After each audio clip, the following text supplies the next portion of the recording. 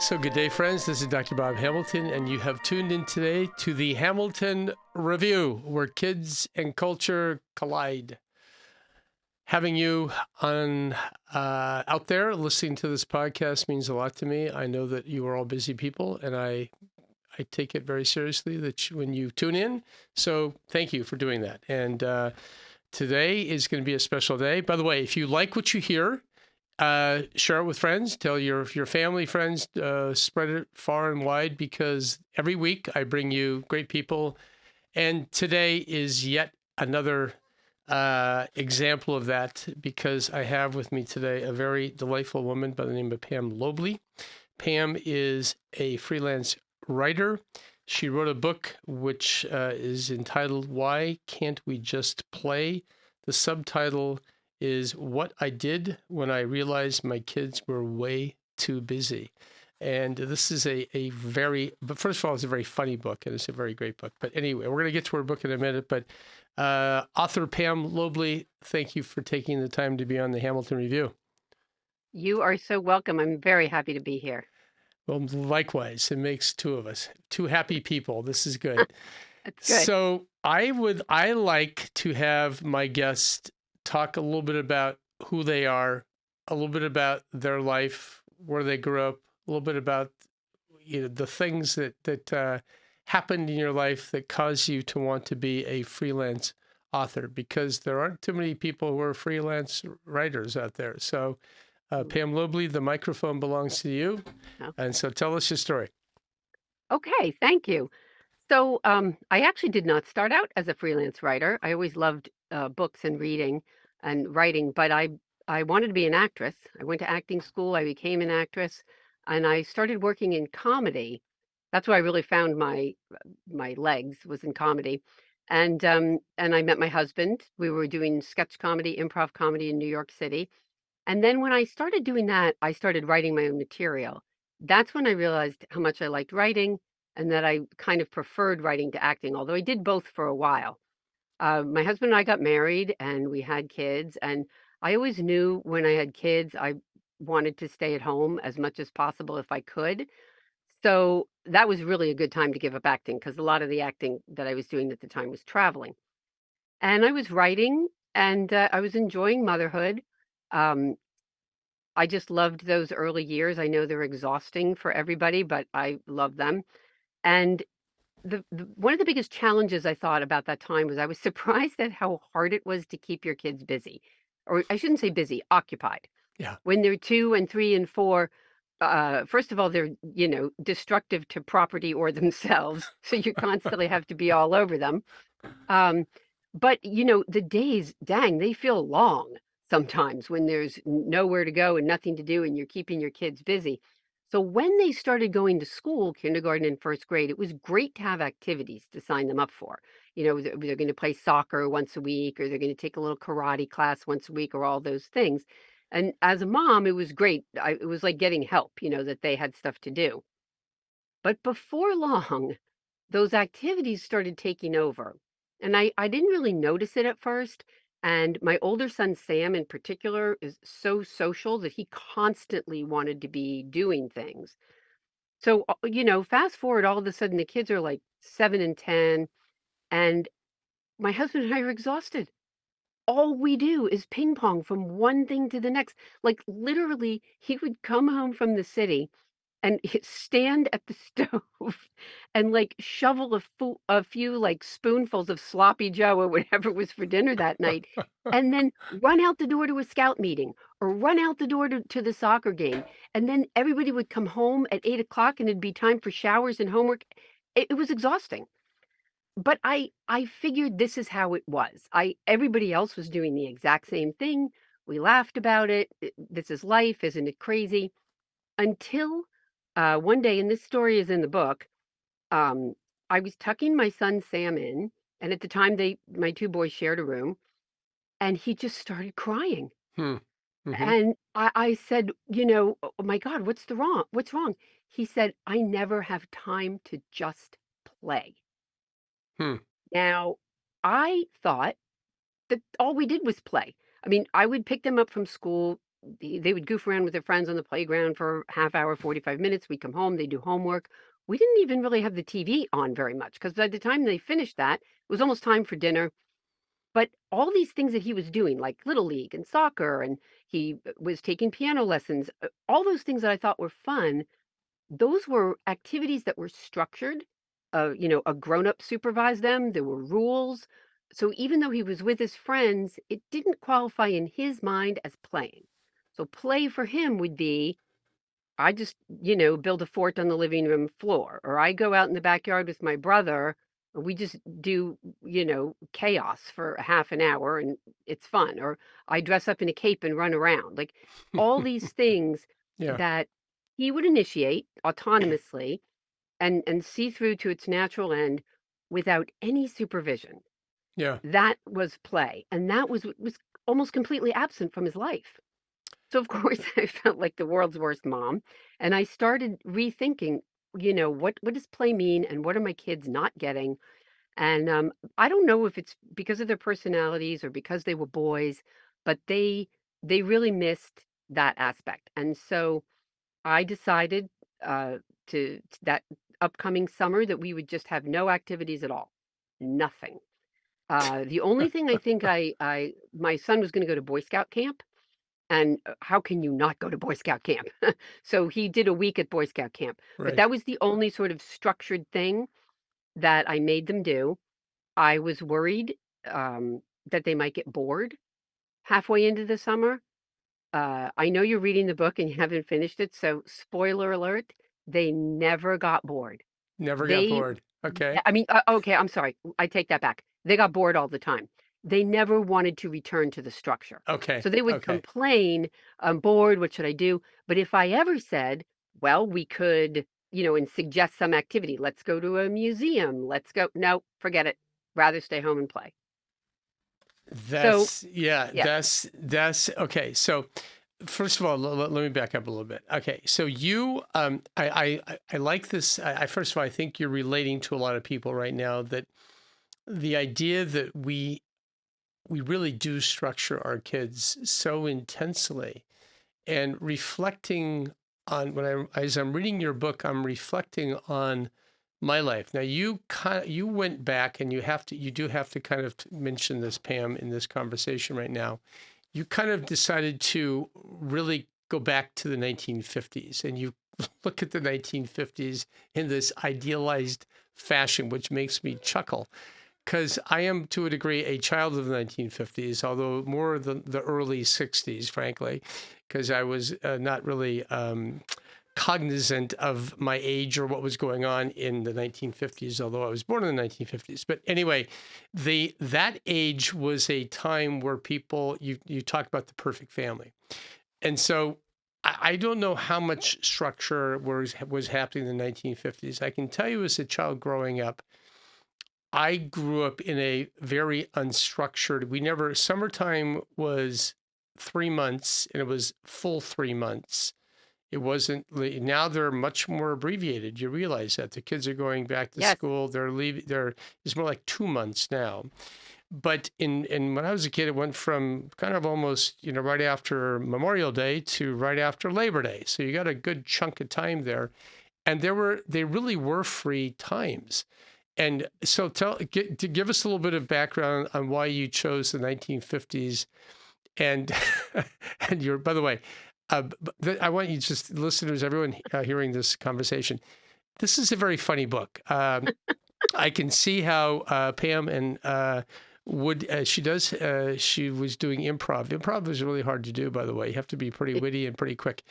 You definitely weave that into your book in a really sweet and cute way. But okay, thank you. you're going back to the 1950s. Why did you do that? So, first of all, I also had a very unstructured childhood. I think most, anybody who was probably born before 1990 had a fairly unstructured childhood. Summers, yeah, we just roamed the neighborhood and we were allowed to do so much more. Like I can remember I think I was like second grade. How old are you in second grade? I was allowed to walk to the library by myself. I don't think anybody these days would let a little second grade girl walk, three pretty populated blocks and check out books by themselves and come home. It's amazing to me. But anyway, the reason I chose the 1950s is this. I was having a semi meltdown one day about what am I going to do this summer? All the sign up forms were coming in, and I was really not wanting to participate. And I said to a friend of mine who's very witty, I can't take it. I'm so overwhelmed. What are you doing with your kids this summer? And she was also having a bad day, and she snapped and she said, Nothing. We're having a summer from the 1950s. So it was just a funny joke, and we laughed about it. But I, like the comedian that I am, was like, well, why can't the joke be real? Like, I started thinking about it. And of course, you can't really go back to the 50s. And there's a lot of things about the 50s we would never want to go back to. But why couldn't I take the best of it and try to recreate it for my kids? The lack of structure, the lack of pressure on children to to be grown up or to achieve or to get enough done each day, all that stuff. So that was it, and it did, as you said, as I did the book in the summer, I read a lot about the 1950s to see were they really that great? Uncover a little bit about the truth about that age of conformity. Yeah, and I think that when you look back and you really kind of realize that the 1950s, listen, life, everybody has these lives that we live, and they're all kind of messy in many ways. Mhm. I think we idealize or we think about the 1950s and we kind of lay a lot of bad things on them. But there was a sense. I can tell you, kids. I don't think the culture had really come out of World War II enough to have all these structured things. There were things out there, things like Little League, and there was pop water football and things like that. But there wasn't a whole tremendous number of things that you had to do there, and most of these were short term. You would have maybe practices once or twice a week, but it wasn't like you were Mhm. doing it every day. That's for sure. Um, And also, it was for fun. No one was thinking, "My kid is gonna get a scholarship, a baseball scholarship." yeah, No one was and that but that's what people are thinking now. I mean, it's so much grooming. No one was thinking, "Well, will he make varsity in ninth grade? Well, can he get money for college for this? Can he play" like, I feel like everything people and I'll include myself with this, we do with our kids has some sort of, I don't wanna say monetary, but, measurable goal. And the idea that we just play for fun, and if you're not that good, it kinda doesn't matter because 'cause we're just having fun, I don't really see that existing yeah. too too much, particularly, when you get to the later age of childhood, like 10, 11, 12. Yeah, no, absolutely. And in fact, and frankly, let me just make it clear, Pam, that the vast majority of my baseball playing was in the sandlot. We would go Yeah. around. I remember very well not going around the neighborhood, knocking on my friend's door and saying, "Hey, we're going to play baseball." Hey, we would go around. We would recruit players, and you only Yeah. needed like about five other kids who would want to play. You have Mhm. three kids on one team, three kids on another team. Wasn't like you needed 18 players. I promise you that. We never had that, but we would go down to the schoolyard, or we actually played in the street a lot of the time, and play baseball. And we would play baseball endlessly for hour after hour after hour. Little League was kind of like okay, whatever. And if you're completely right, there was no pressure. I mean, I don't want to cast my parents, God rest their souls, in a bad light, but I don't think my mom and dad ever came to any of my baseball games. I mean, I maybe a couple of little league games here and there, but they were too busy doing other things to come to my little league games. I would ride my bicycle down to the field and I would play baseball and I'd come home. That was it. Well, and you bring up a really good point, which is there were no parents there. So there was nobody to tell you, "It's not your turn, it's his turn."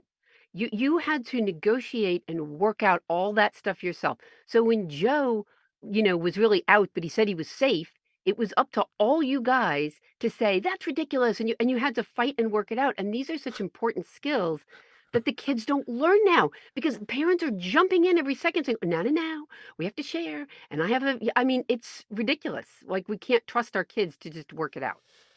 Amen to that. Yeah. So there were plenty of fights we had, in the on the baseball field, and definitely we were playing tackle football. That was when guys got hurt, and then they would get really mad, and then there was like this big fight that happened. I mean, pretty much every game I went to ended up in some kind of altercation of some kind. But anyway, those were. I look back, and they were wistfully look back Yeah, and think, well, those were happy times. those were Okay. great times. So listen, okay, we're going to come back. I'm going to talk more about your book. We do a 1 minute break here, Pamela. Okay. And so we'll come back in a second. Friends, you're listening today to the Hamilton Review. We're talking to author Pam Lobley, who wrote a great book called Why Can't We Just Play? And we're going to talk more about this book in a second. So friends, don't go away. The Hamilton Review podcast is brought to you by Hamilton Babies, 9 kid-friendly products designed for the little loves in your life. Find them at hamiltonbabies.com or amazon.com.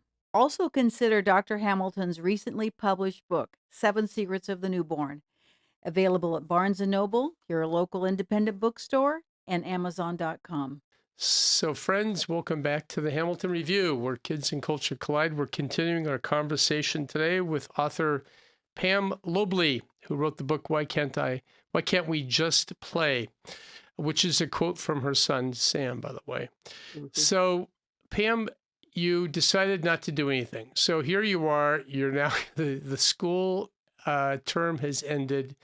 You're looking at a full summer of nothing. What was I thinking? Except one lousy Boy Scout camp trip. And also you have to talk about your little vacation with the family. That was something you had to look forward to, which was a sweet time together. But okay, so what happens when when all the other kids in the neighborhood are doing something and your kids are with you in the house with nothing scheduled? Well, it definitely was not all rosy.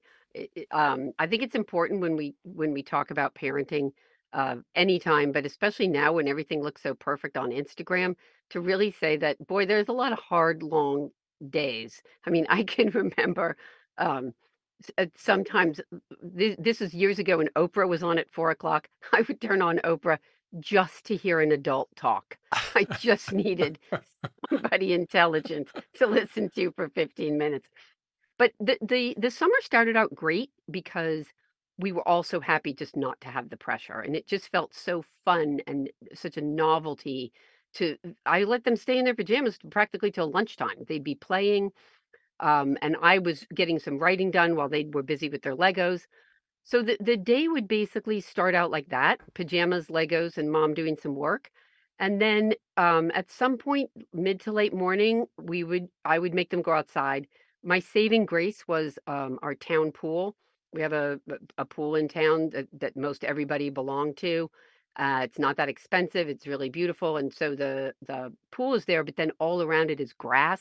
So the kids could pick up, stickball games going, and it's a very unstructured place to go, so it's perfect for that.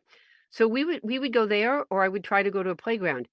But if I didn't go to the pool and I didn't happen to see people on our playground, there wasn't anybody around because it's not like kind of what you described, just go knock on the door and see who's ready to play. That doesn't exist anymore. Yeah. So so I mean, they had each other, which, as you might know, leads to some bickering occasionally. How about that? How about that? So I definitely had many days of feeling isolated, feeling frustrated, trying to figure out how can I keep these kids from either driving me crazy or driving themselves crazy. Um, the two things that I think I took away from that is number one, it's really okay to let your kids be bored. Hmm. Yes, they're going to drive you crazy with the whining, the ceaseless whining. But at some point they stop whining and they just figure it out because whining isn't that fun. So they were forced to use their imagination and to try different things. And I really firmly believe that's such an important skill. This took place before the people had smartphones and iPads. So the people should know that this book takes place in the summer of 2008. So kids at that point we didn't have iPads for everybody in the house and the whole routine. So when they were bored, yes, we had television, but really it was up to them to figure something out. Yeah. And as for myself, I definitely, it's hard to be out of the mainstream, no matter who you are, I think. And I think, again, I have to say, I didn't think about this during the summer. I just kind of suffered through it. I tried to keep the courage of my convictions and kept saying, this is good for them. We're going to stick with it. I think I'm doing the right thing for my family. I hope I am. But when looking back on it years later, that was a good muscle to flex because a lo- things start happening in middle school and high school where you don't want to be in the mainstream. You don't want to be what everybody else is doing, or you don't want your kids to be. So if you can maybe sort of model that early on, like our family doesn't do that. We're Yeah. we're not that family that does that. We do it this way. Or, and that could be everything from, you're not allowed out after midnight, those types of rules. Or it could be something like, yeah, it's okay for you to um, whatever activities. It's okay for you to do bowling club, even though it's not going to look good on your college resume.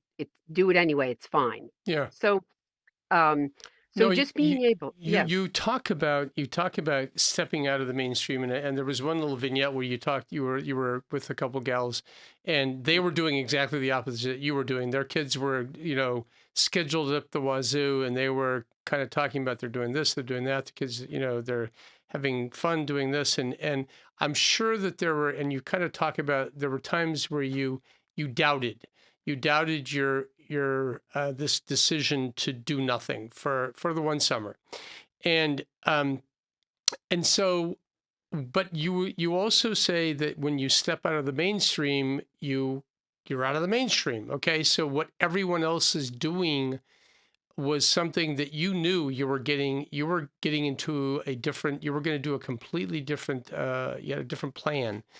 And I'm sure that it was kind of a little bit lonely at times when you thought about that. Did you have any other girlfriends who you told about who joined you on this, by the way? No, I tried, but nobody really wanted to do it.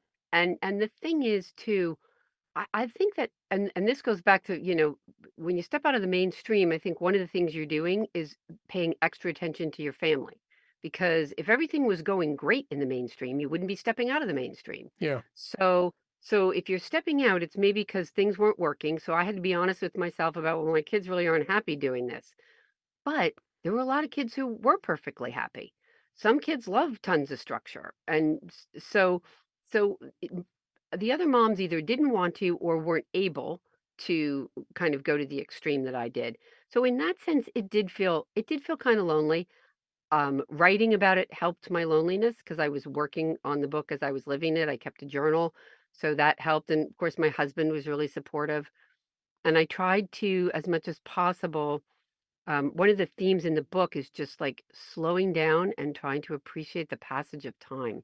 yeah. And so that was another way I dealt with it, was just thinking like, well, you know, maybe I feel like a dork or maybe I'm having a frustrating day, but I'm also having an hour or two with my child that I would not have under another circumstance. Yeah, you talk about that one moment where you brought your son, I think it was Sam, to one of Oh, your doctor's appointments, and it turned out this was the doctor that delivered him.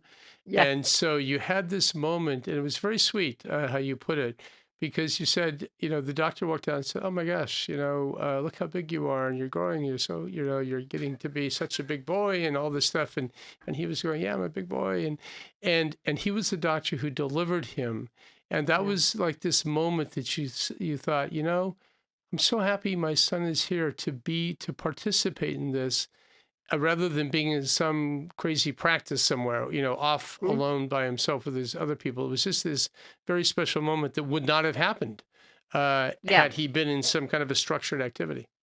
And I think that was that whole idea of like, we think it's so much easier and better, like, oh, he'll like baseball better than coming with me on errands, or that'll be, everybody will be happy. It'll be easier for me because I don't have to drag him along. He'll be playing his sport. But in the sacrifice of not doing that and, putting him in the car and he has to come along to the doctor's appointment, grew this really surprising little encounter that I could have never predicted that was so meaningful for me, and I think probably too for my doctor. It probably made his day. You're a doctor. I'm sure you love seeing patients, and seeing them thrive years later. So, uh, I think that that was maybe one of the things also that helped was having those pockets of surprise and joy and humor that, balanced out the doubts or Yeah. the loneliness, you know? Yeah. And you kind of have to look for those little moments because it isn't like you can plan those, right? Um, Going back to this idea of boredom, now, I happen to be a big believer in boredom, and I'll tell you why. Because I think that when kids are bored, they become creative because they're looking around, and it turns out that human beings need novelty. We need to, when we're in a room by ourselves, one of the things that they do when they put people in jail, they put them in isolation, and that is enough to drive people crazy. And so that's a form of torture, really, right? And so when you're bored, you're sitting there, and your mind is saying, I mean, boredom has got to be one of the most annoying feelings that human beings have. But by allowing that process to occur, and let me just say, everyone out there listening, we don't allow kids to be bored anymore because we have these cell phones, we have, the plethora of things that constantly stimulate these kids is never ending, never ending. And now with TikTok and Instagram and everything and Facebook, you can spend an entire day and lifetime really just bouncing around. So boredom is becoming a rarity. Okay, but I think that in boredom, you become creative. You begin to think about things. You begin to play games and different things and you saw that in your boys. Yeah, and I think when the boredom, the creativity, and also the individual creativity. So, somebody is going to build a fort, or somebody's going to make up a song, or somebody's going to play dress up, or there's so many different ways. And I think you learn about yourself then. Are you going to pick up a book, or would you rather do a puzzle? What way will you solve your boredom? So, or are you going to get into trouble? Well, you're going to fight with your Yeah, brother is what you're going to fight do. with your brother or make a giant mess or whatever. So, but the point is, yeah, and I agree with you 100%. You need that vacuum, or because there's that little, I noticed it's just like a little hump you have to get over. So suddenly the activity stops, or the child realizes, wow, I'm bored, nothing's happening. And so the first thing they want to do is complain or whine. And then when they don't get the screen or whatever other thing they were asking for, there's that pain that they have to work through. Well, this stinks. What am I going to do now? And then they think of something. And, a half an hour later, hopefully it's quiet and they're involved, or it's noisy, but they're involved in something. Yeah, no, I mean, I remember as kids, let's play hopscotch. Okay, let's jump rope. We would build, obviously, we were endlessly building forts, and we Yeah. would build forts out of sheets. We'd go into the house and, pull the sheets out from the laundry room and make, tents in the backyard. I mean, crazy things. So Um, fun. It was fun, and I mean, looking back, we were bored. Okay, we were all bored, Hmm.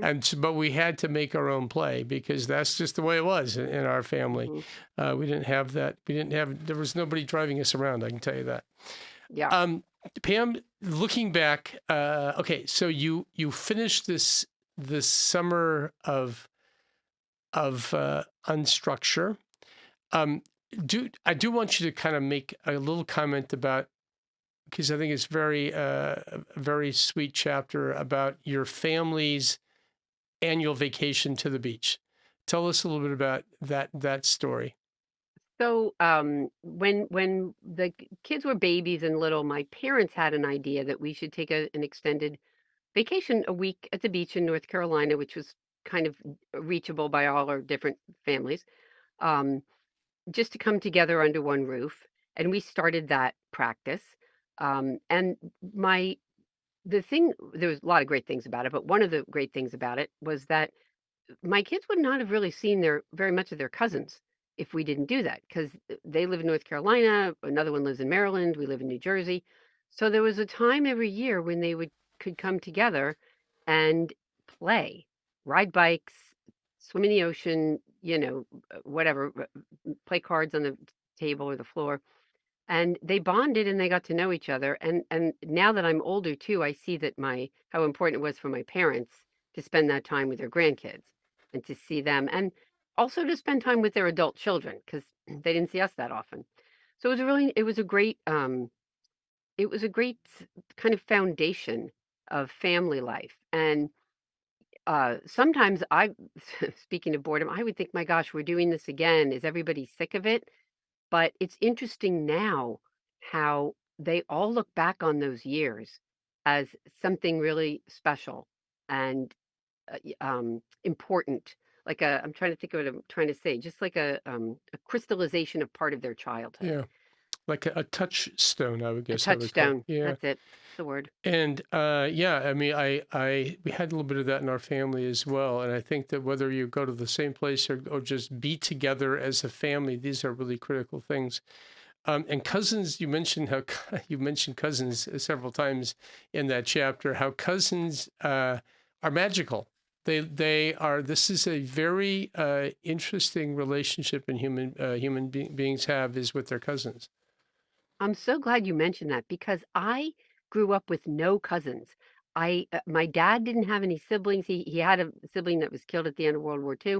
My mom had a very small family, so I only had two cousins, and they lived really far away, and we never saw them.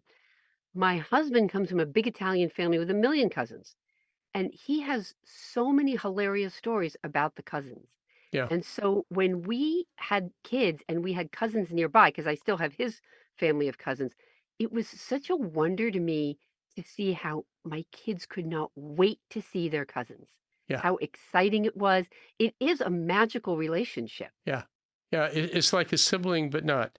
And Yeah. they typically are a little bit more, reasonable with their cousins. Although cousin, we have my wife and I are really, really blessed. All of our children who have children live nearby, and so our Mhm. grandchildren have lots of cousin time. But Mike, they're there, and these cousins love each other. They're just like play with each other and fall over each other, and it's just one big, huge, wonderful. Honestly, it's wonderful to observe the little cousins running around together and playing, and this is Absolutely. so sweet. Um, so, Pam, after this year of doing nothing, did you go back to the schedule? So, a little bit different with each son. So, as I said before, my son Sam was more social. So, I did actually limit things at least until they got to high school. I tried to put the brakes on a little bit, and I notice in middle school, especially for boys, they are still kids and need to play. And Yeah, society is pressuring them to grow up and be super cool. But honestly, I still think they want to come home and goof around and build Legos and pretend they're somebody else. And so I tried to keep that safe for them. My younger son Jack is not as social, and his own he enjoys his alone time. So he was, he had friends, but he never overscheduled himself. He wasn't really tempted to do that. So I would say that I tried to just strike a balance in the years after, and also no matter what they were doing, to just try to make it not about an end result. Try to just keep the pressure off so that what they were doing was fun enough, and that's enough. And then, of course, it's different in high school, so they have their own desires and yeah. things they want to do. I think when you get to high school, the kids begin to become much more aware of their contemporaries, their friends, and unfortunately, they drift a little bit from that little nest of that we hope we have Yeah, provided for them I up know. until that time, and they begin to do their own thing, right? And that's kind of what happens when you become a teenager and a little bit older. Have you ever regretted this decision? Never. So grateful. I'm so thankful I did it. It kind of came about in a random way. But I'm so grateful for the experience. I'm so grateful for what I learned about my kids and my family that summer, and it really helped me to see us as individuals going forward. And Yeah. it helped me to be able to say, like, kind of like I said, maybe that family is doing it this way, but we're not going to do it that way. We have our own pattern. Yeah. So you're talking today, Pam, to lots of young mothers who have kids. I'm going to read your subtitle again. What I did when I realized my kids were way too busy. Um, these are the listeners. Many of them are people who have kids who are busy. So, any motherly advice to these young mommies and daddies? Well, everybody has to make their own decisions about their kids' schedules, but if your kid is giving you a lot of pushback, like one of the reasons I knew they weren't getting enough playtime was kind of the whining, the obstinate behavior, they just were acting out. So giving them more playtime really helped. I know a big issue is that a lot of times if both parents are working, we think we have to sign them up for activities. But I would say that there's different ways to do that. I mean, I know our grade school's aftercare is ours is totally unstructured. So that's a nice thing. It's basically like a giant recess with some snacks and a little bit of homework thrown in. Yeah, And I think that's a pretty good option. And then if you can clear some space on the weekend so that, what about a whole day where the kid didn't have to go anywhere? yeah, That would be that's kind of amazing. And, the other thing I would say too is that this phase lasts longer than you think. I mean, I worked in the schools for a while as a paraprofessional aide, and I would see sixth graders. I would overhear them talking to their other girlfriends and saying, "I'm not going to have any time to play this weekend. I have practice, and then I have to do this report, and then I have a birthday party." But they were sixth grade, so they're 12, and they still want to play. But nobody thinks that that's appropriate for them anymore. They don't think that they need that. And I think it's really important for parents to create a safe space to say, it's still okay for you to be a little kid. yeah. Well, that's what they say, that play is work for kids, is kids' work. Mhm. That's what it is. I Yeah. mean, playing is and using your imagination and doing things and just being Hmm. able to, when you're a kid, you can actually spend time um, looking. I remember as a kid, spending time looking at a little ladybug, for example, and playing. I mean, listen, I Did don't. you ever did you ever just lay on your back like on the sofa or on the floor and then like see patterns in the ceiling? Like paint swirls patterns. Like we had this screen porch that had like a knotty pine ceiling and I can remember seeing all kinds of eyes and faces and imagination just going crazy looking at that ceiling. No, I do. I remember doing that. I remember not particularly the ceiling, but I remember being outside looking, laying in the grass and looking at clouds and Hmm. seeing all sorts of things or trying to imagine, trying to find things, put it that way, is my imagination to say, okay, let me see what I can find. But going back to the ladybug thing, I used to look at ladybugs. I would like look at them and I'd just be fascinated, watch them move, and I would pick them up and, they would move and, go across my hand and then they'd fly away. But I spent time doing that. Now, I will tell you this as an adult, I don't spend a lot of time looking at ladybugs anymore. And maybe I should, maybe I should, maybe that would make me a Yeah, better person.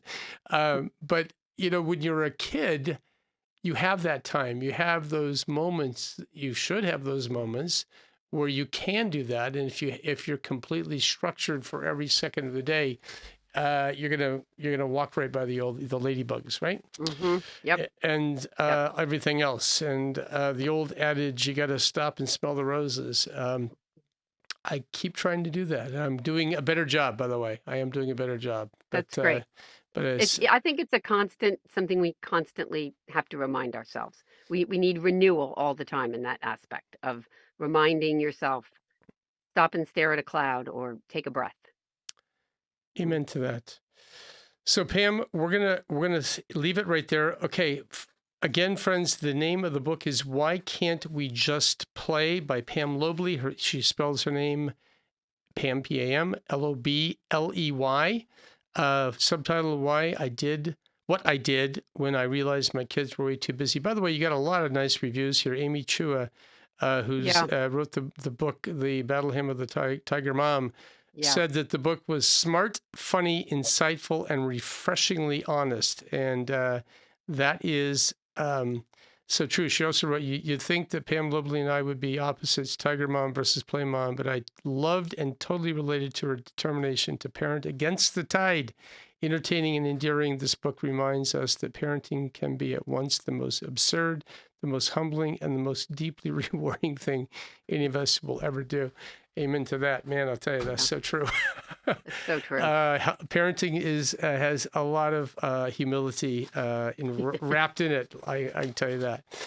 Well, listen, Pam, you have been a delightful guest. How do people find you? I'm on Facebook, but Instagram is probably the best way to find me. So it's Pam Lobley on Instagram, my name. I post with some regularity, not too much. I probably should be better about that.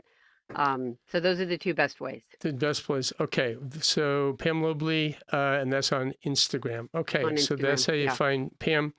And she's going to write another book. She's working on it right now, but that'll be a time for another conversation, Pam. Well, that'll be awesome. It'll be wonderful. So thank you so much for taking the time to be here today. Appreciate it. You're so welcome. It was really great.